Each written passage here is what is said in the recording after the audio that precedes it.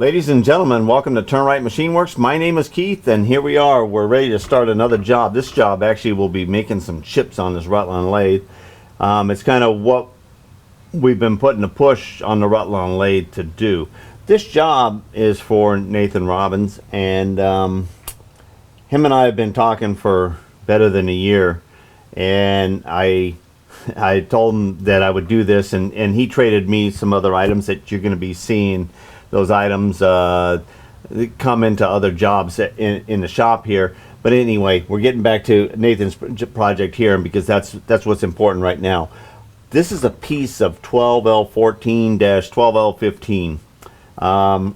It's a leaded stock to let machining happen with a nice finish and ease of tool pressure. It's a real nice piece of material to be working with, and this is a perfect job for it. Okay, what we're making is a replica drive axle for a Steam Wagon.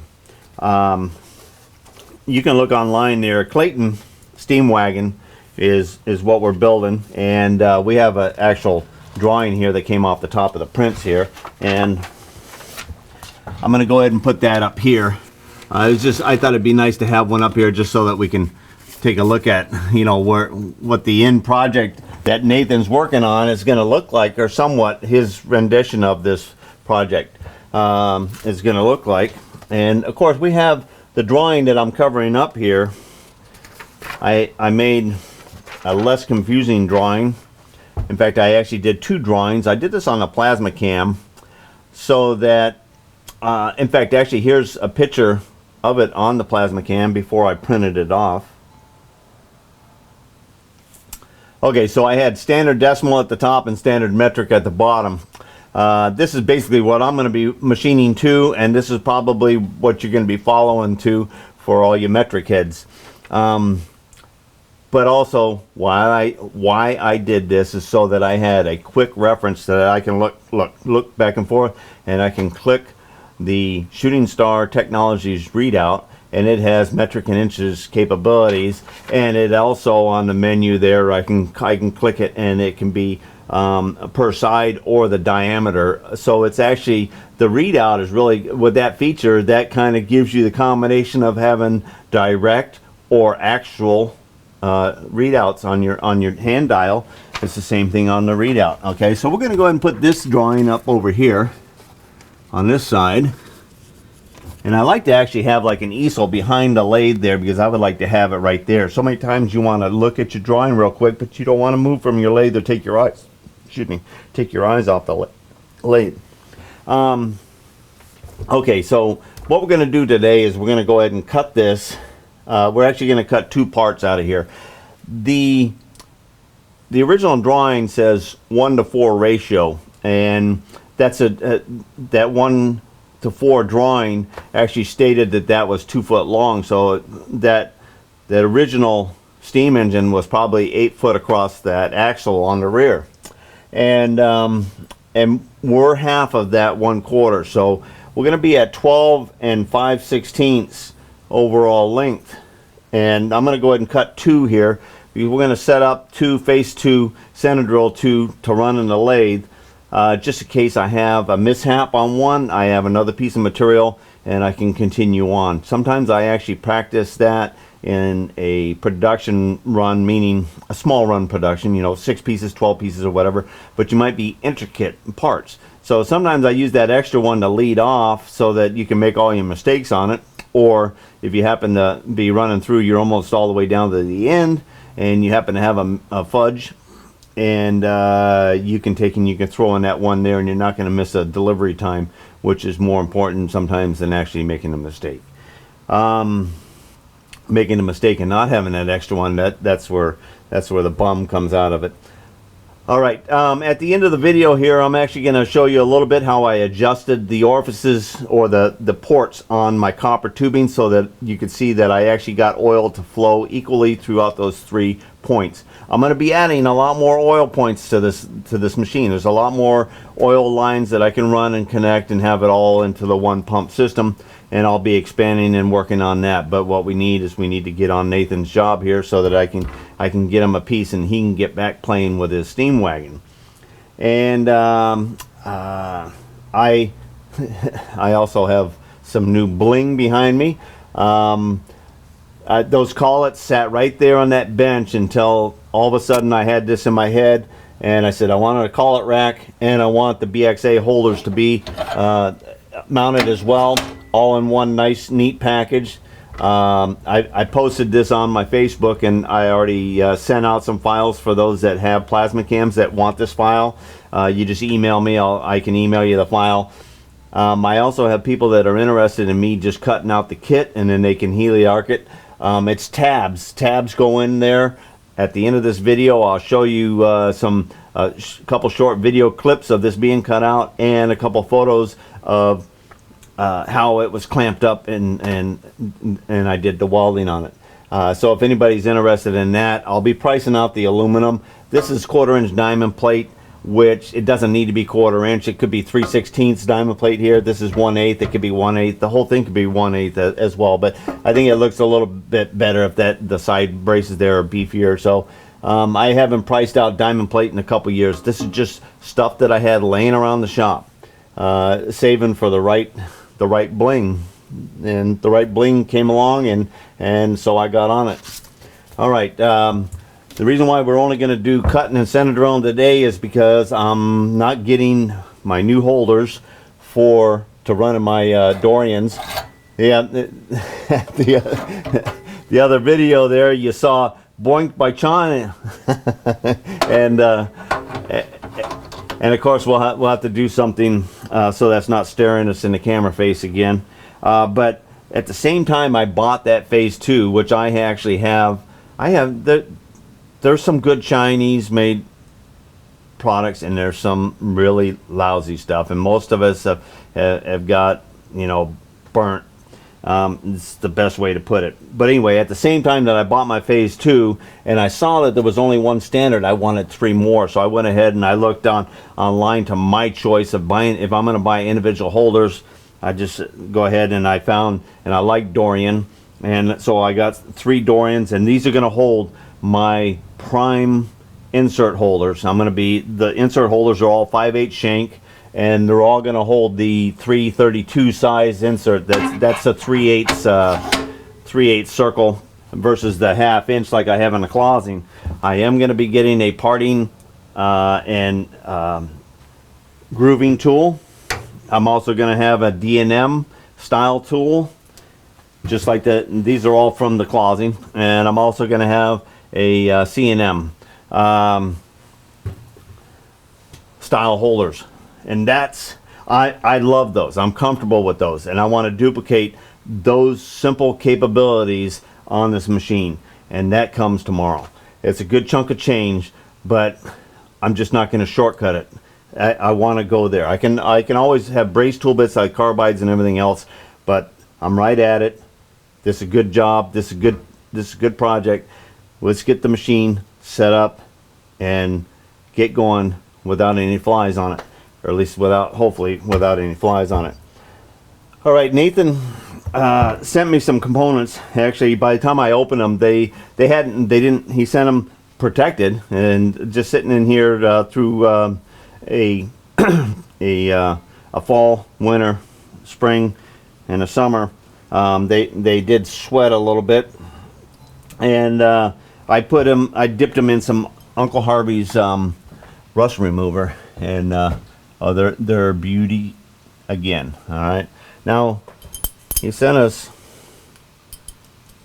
these components here, which these made up with the holes on the gear, and then made up with the holes that are going to go in on the shaft, and then this gives you the missing diameters that are in the drive section of this shaft.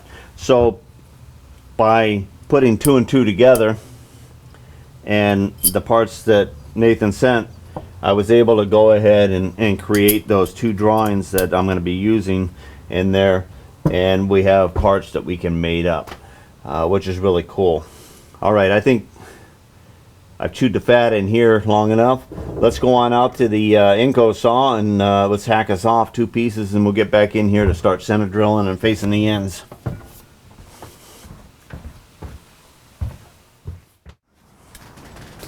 Alright, I'm out here at the saw, and we got the piece laying in here. We're going to go ahead and lower this down a little bit. Okay. Get a good dimension in here. And okay, we're just bringing it out. That's like 12 7/16 or so. We never want to have a blade all of a sudden start to go sideways, and that gives us a 1/16 of an inch or so on each side to face off.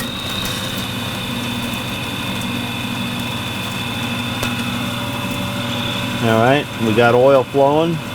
This saw is still cranking along.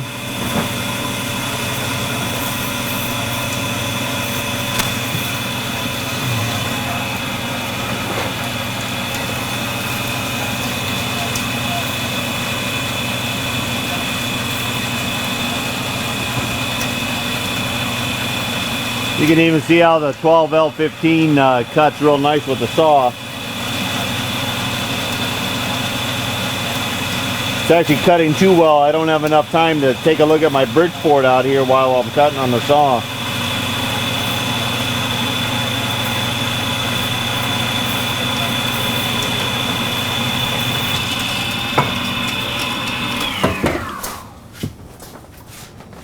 All right. Nice edge on that.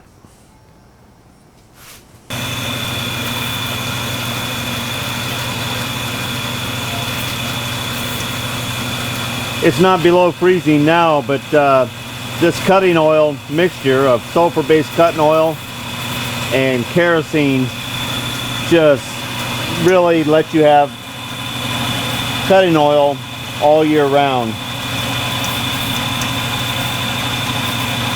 It'll never freeze up on you.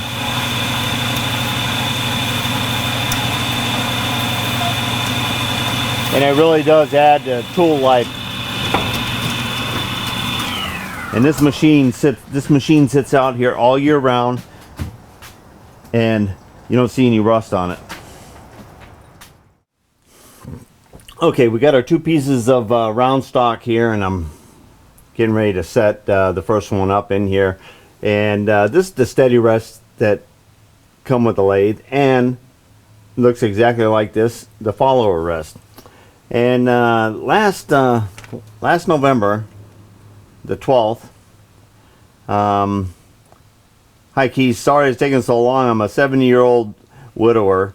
Kids all live away, and I'm cleaning out my late folks' house so it can be sold. A full-time job for yourself at my age. Hope you can use these parts. The replacements fit perfectly. These must be for a different machine and got mispacked with mine. Keep the videos coming, as I really do enjoy them. The best. Rod Cox from Texas. And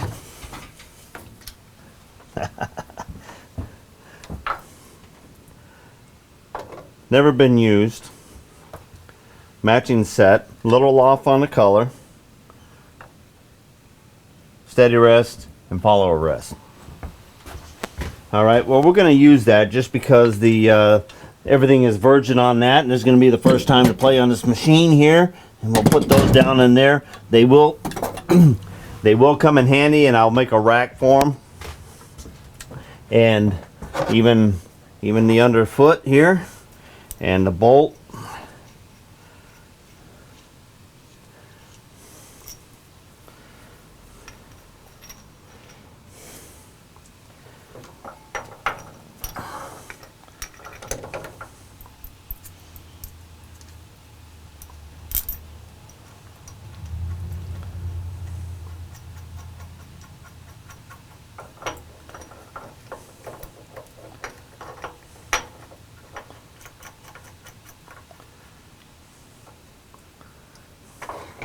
Nice. Okay. Before I put that down there, I actually forgot. Even a little tiny bit of oil underneath just steady and really helps them slide back and forth. And believe it or not, it oils underneath there and you don't get any rust either. I'll never worry about dripping oil on any of my machines.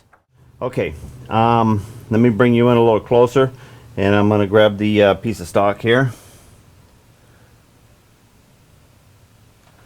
And we'll start setting it up and get it dialed in here.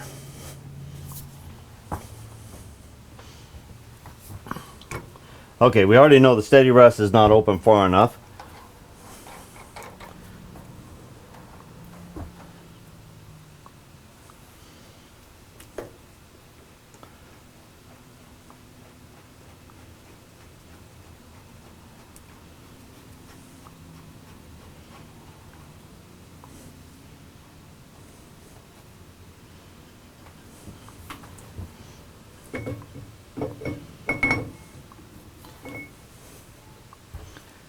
Is that as far back as those go?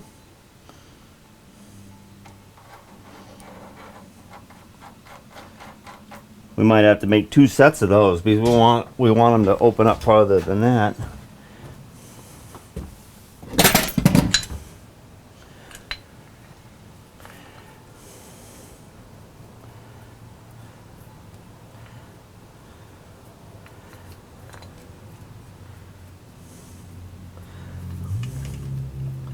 Okay, this rest opens up farther than that.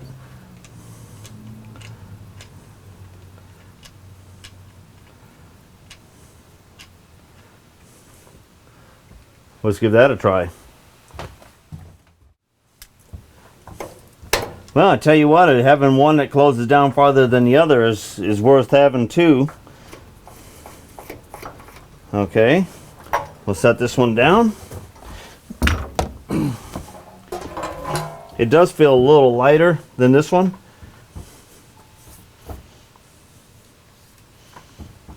Okay. Wiped underneath that one.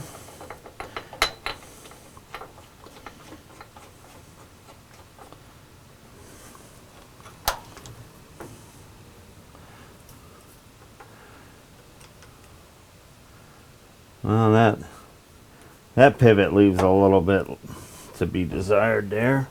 Let's see now. This is, we actually we'll be able to use that. Let's see, that's almost a good position right there. I gotta go get an adjustable. Well, we got over the mill. We said, hey, that looked like a 7/8, and it is. It is a 7/8. Okay.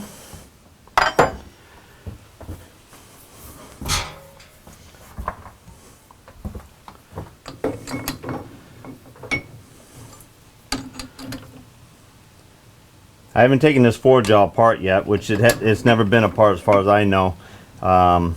It is a G045 chuck, and it has numbered jaws, which is really nice.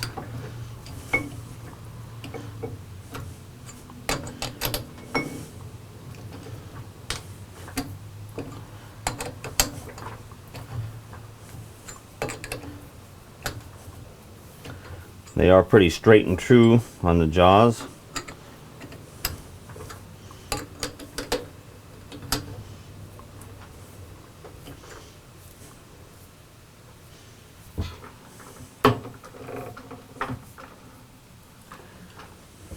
Easier turning gear there. Okay, that looks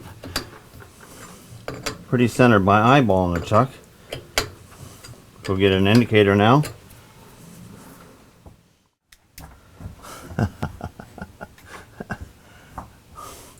Why don't we use the one on the back of the lathe? I went all the way in there to figure out that it wasn't out there.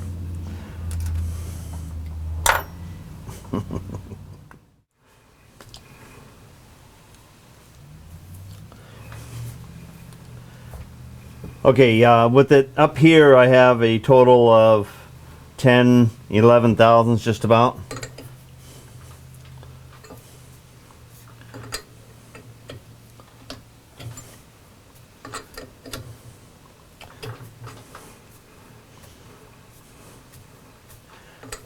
This thing is a little bit egg-shaped. You could see that when it had it on the, we're within a thousandths right there.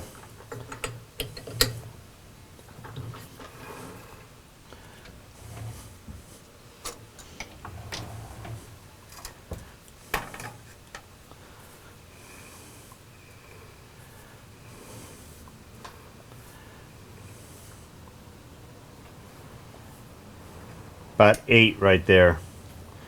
Okay, now I'm going to just tap this one.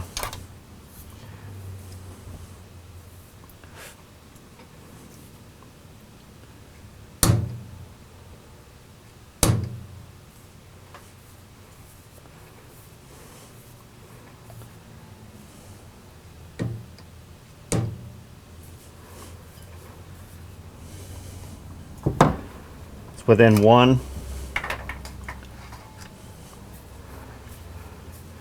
Within a half.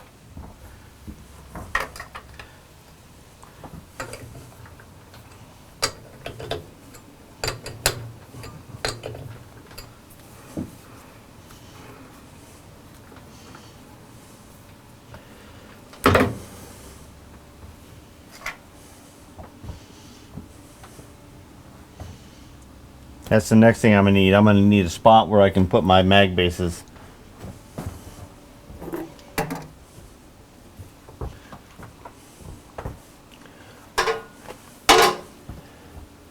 Okay, let's see how she's running.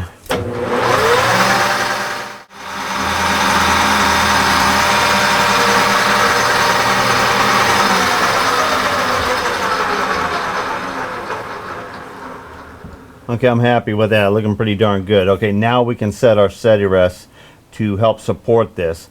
Now, let me grab my micrometers here.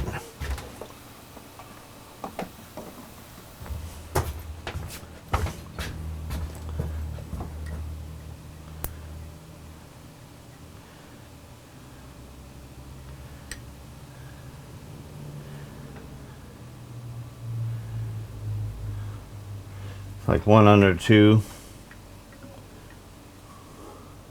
1 under 2,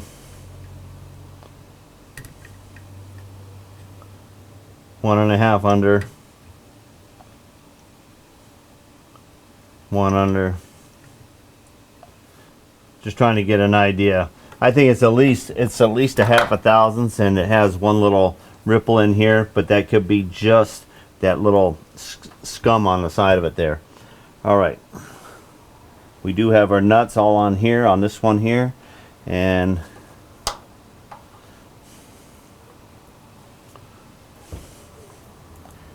let me find the right Allen wrench. We got this locked down. We've got these adjusted. We found our wrench. Okay, so we're in here near touching, and now I'm gonna go ahead and find my oil can. Got it? Okay, let's see, what speed do we say we were at? We're going to be like about 170. Alright,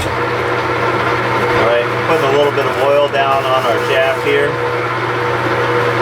And we're just going to roll this first one in here.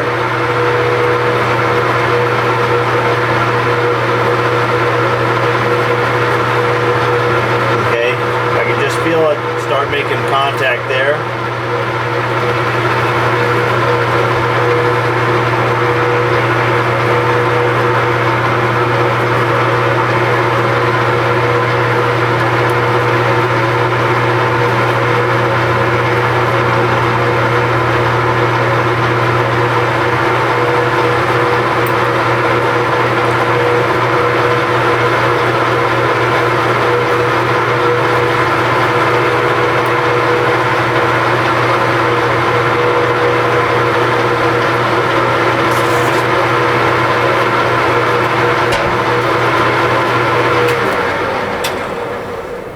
Okay, I'm just going to put the Allen wrench over there if we need to.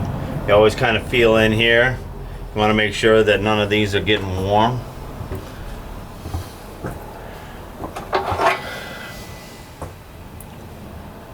Alright, for right now I just got a piece of high-speed steel in here. that I already know is on center from turning that copper. Okay, we're on the second side here, and we're at 12 3/8, so we got a 16th come off of here. So we'll just go ahead and punch in 0 here, and we'll go ahead and come in 1/16 of an inch. We're going to take it in 2 cuts though. I think well, I don't, we'll see.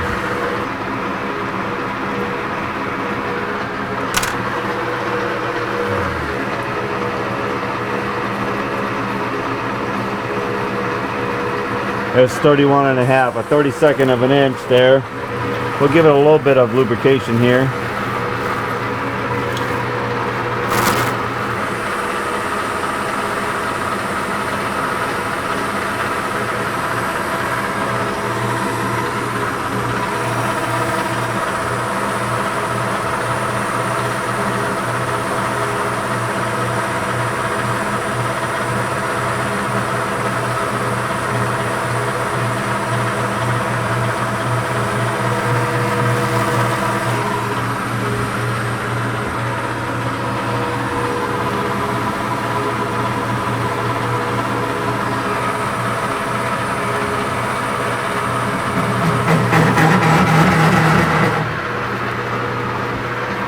Alright, now we just shut off the feed, but we're going to go ahead and we're going to see if we can force it in a little bit faster by hand, and we get rid of the chatter.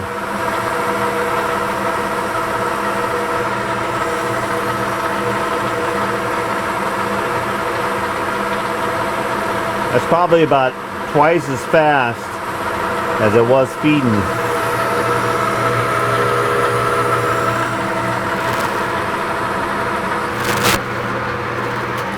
I'm going to see if I can find that on my...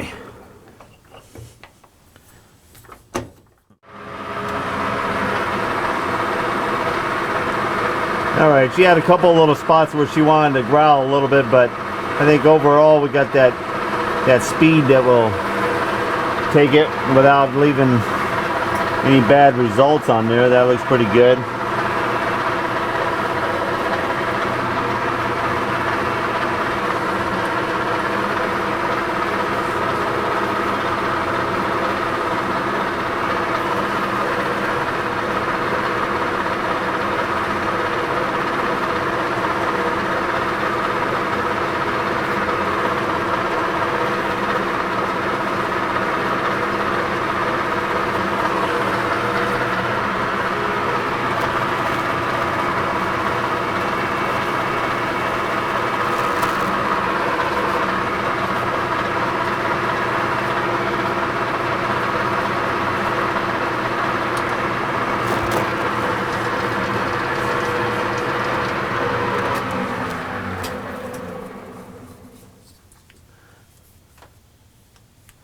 Not a bad finish. We had a couple stops in there, so all right, let's check again what we got here.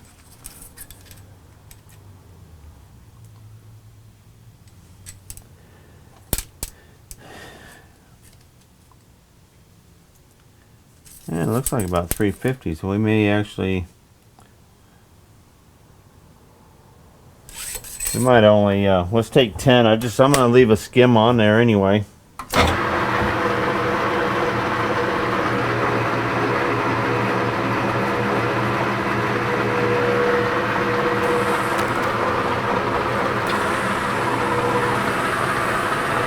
Okay, we'll take that cut across there, center drill it, and we're done with this one.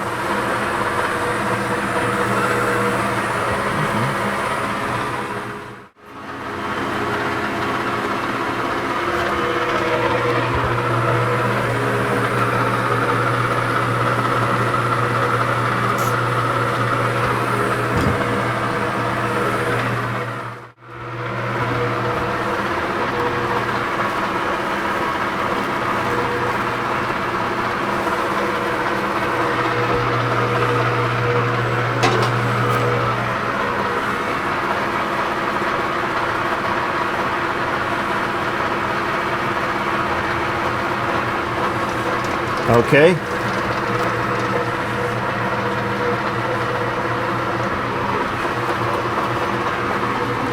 Now we're going to come in with our center drill.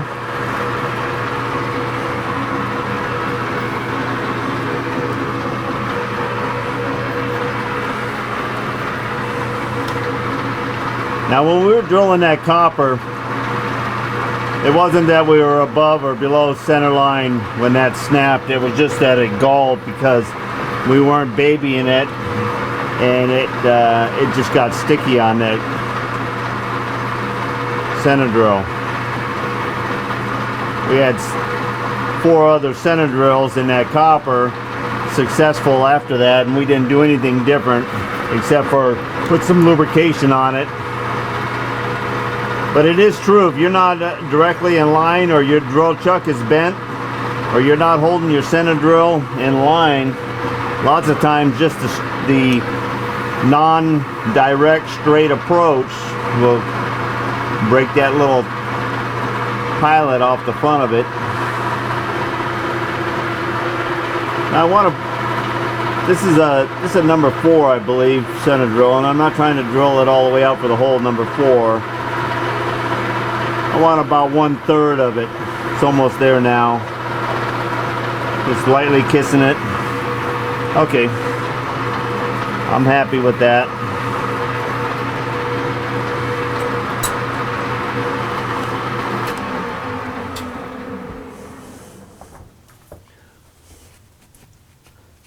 Beautiful end.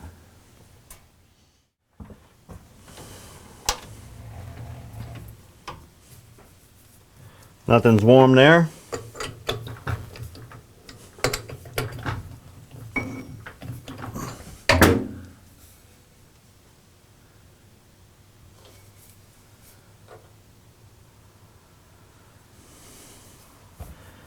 All right, and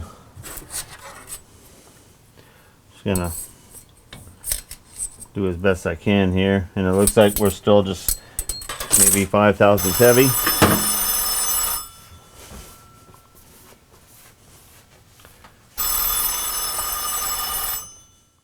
All right, I drug out something that I haven't used since I got it.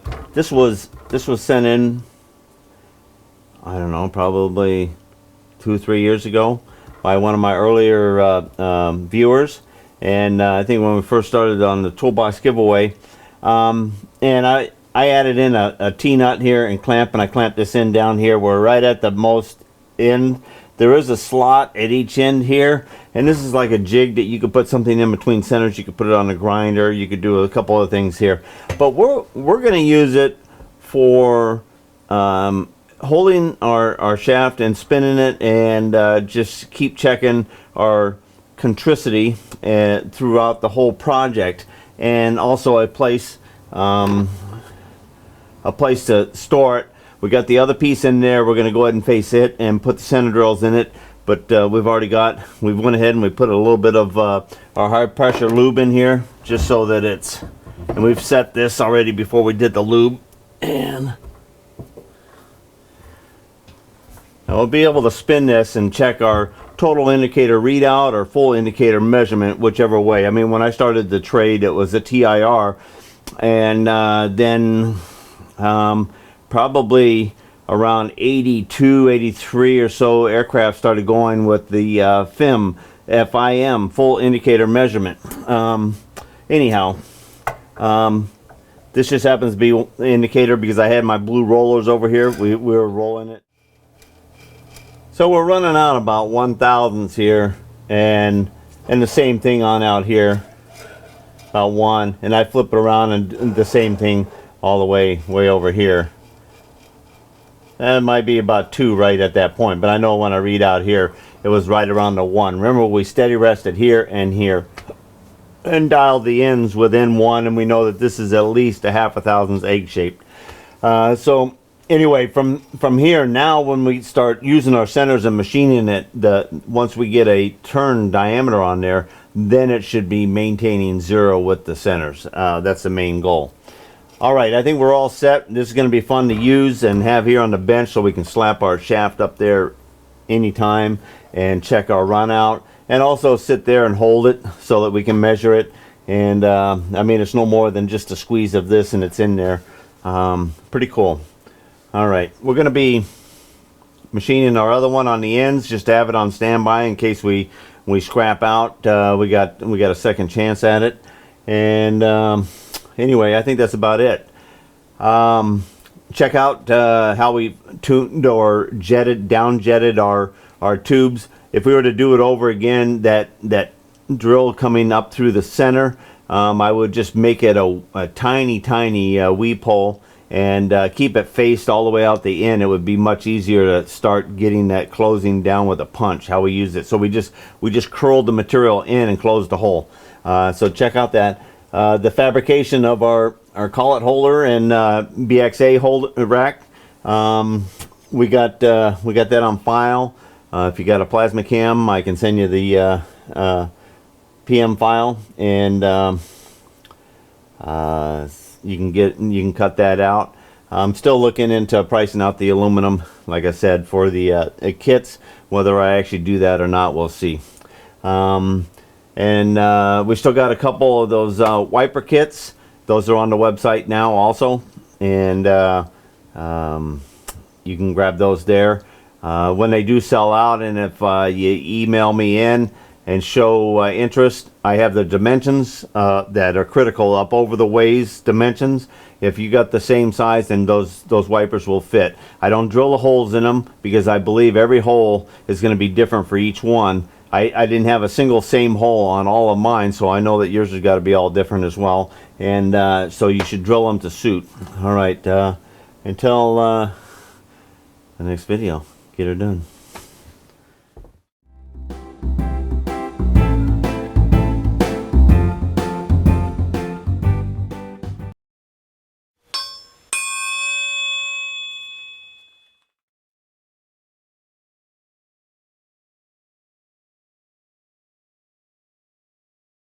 I mounted the oiler at the end of the lathe here so that when I'm operating it, I can reach down from the front of the lathe up to here and go ahead and pull it up.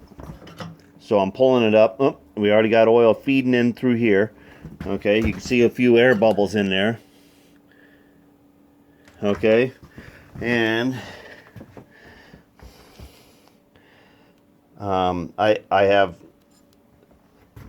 wrapping now that's going to go around those leads to protect them, but I got to peel back now because we want to watch oil feed up to them. Then we're going to be moving our carriage back and forth, and we're going to be sighting down through here to see oil leaking and oil coming out on the ways here. And if need be, we'll pull this out and we'll flip this up so that we can watch oil flow equally out of both of these ports.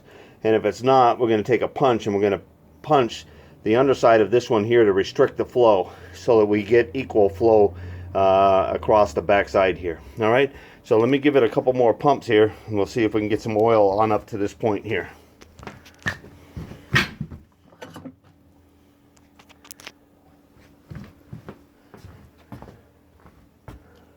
Okay, I've got oil up to this one here. There's that one just came in. Okay.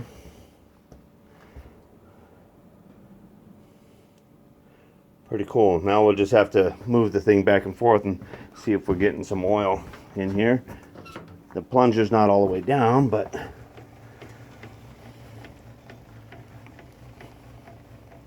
okay. So you can see right there that oil's pumping underneath that one there, which we suspected that one to be oiling faster. Okay, we've installed our one pump oiler, and we found that it was just like everybody, you know, when you got two orifices coming out of one line there in a series, you're gonna have one leak more than the other. I was getting oil over here, but nothing like the flood I was getting over there, and the flood over there was about as much as I'm putting down in on a nut. Now we know that the nut doesn't need a flood like the ways do, or as much, so I'm down jetting until when I pump it, I get a flow that I desire in each area. Now, how am I controlling the jetting? I have a this is a broken off needle from a needle gun, and I've got it ground sharp on there, and then I got my favorite hammer here, Pierre Phil. Thank you very much. I still I use this is a daily use on here now. So it's a good thing you got me to hit it, because it would have been in a drawer still. So what we're doing is we're tapping this down in the center, and it's rolling over copper into the center port, closing the opening. So I'm down jetting this one here and the first one on that side there, and I'm leaving this one alone over here. All right, so I'm kind of just manipulating this a little bit and rolling over just a tiny bit. Okay, that one, just a minute little hole there. I have a piece of aluminum up here, even though I'm not, this copper is not,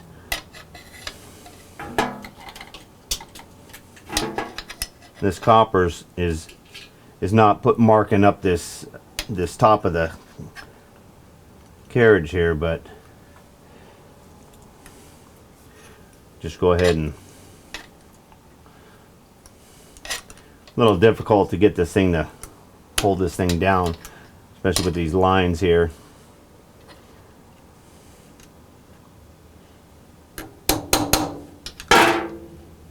And trying to get a little bit more in here.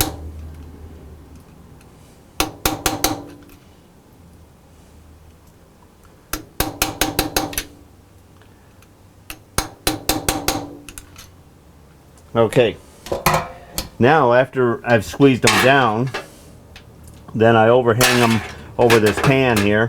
It's got some oil in here. So I'm going to squeeze the plunger, and then I hold all three of these up, and then I'm looking at the drip combination on them. All right, let me zoom you in here so you can see that a little bit closer, possibly. Let me hold up here. All right, I pulled up on the plunger, and then I'm looking at the drips.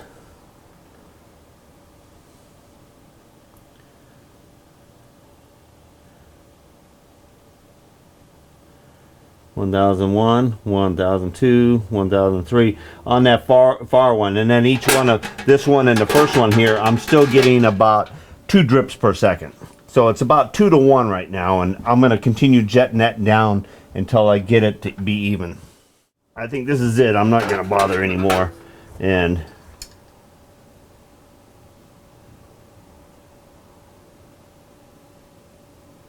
okay, I got the far end. That one's drip, drip, drip. This one closer is about half. It's a drip for every 2. And this is about a drip for every 3. And this is going into the nut. Okay, so I think we're going to go ahead and assemble our lines back in here now that we have a proper ratio of oil being delivered. And then let's wipe it clean, and then give it a pump and actually see what's going on with the ways. Okay, I just finished wiping out all of this area on the ways, both sides here.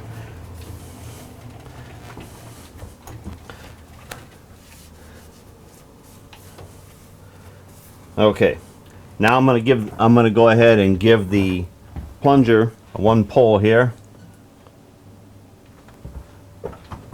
and then I'm just gonna go ahead and move the carriage back and forth.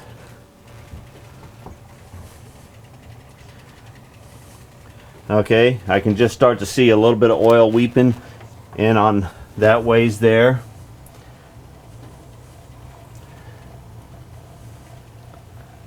See right there. This is looking wet on the top.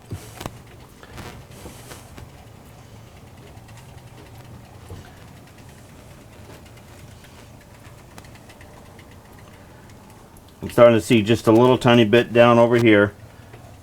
A little bit more wet on the top of the ways.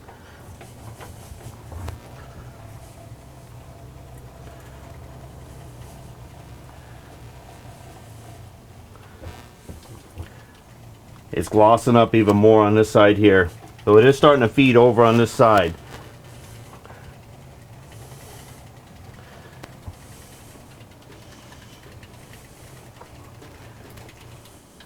Starting to get wet down at the bottom.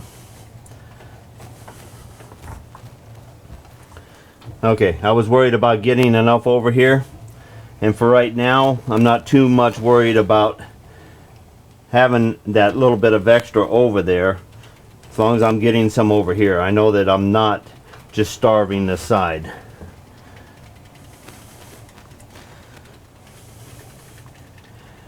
And I know it was 2-to-1 droppings over here, but this tighter side, this actually had a pretty good opening in the center of the way, underneath. When they scraped it, I saw the valley over there, and of course it is the first side. I'm not saying that it's not getting more on that side, because we can see it right there, but this is really glossing up here. I'm happy there. Okay, and the nut feels good. I know I'm getting some on that. It was a little bit too much. I just wanted to make sure it was restricting it down a little bit. All right. For right now, I'm happy with that.